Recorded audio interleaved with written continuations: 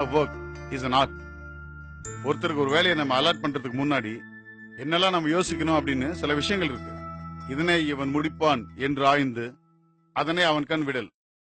இது 2000 வருஷத்துக்கு முன்னாடி வள்ளுவர் சொன்னது.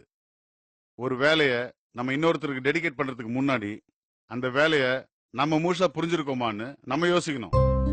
நமக்கே அந்த வேலையை பத்தின முழு நாலேஜ் இல்லைன்னா நம்ம எப்படி அந்த வேலையை முடிக்கிறதுக்கு இவன் தான் கரெக்டான ஆளுன்னு முடிவு பண்ணி டெடிகேட் பண்ண முடியும்?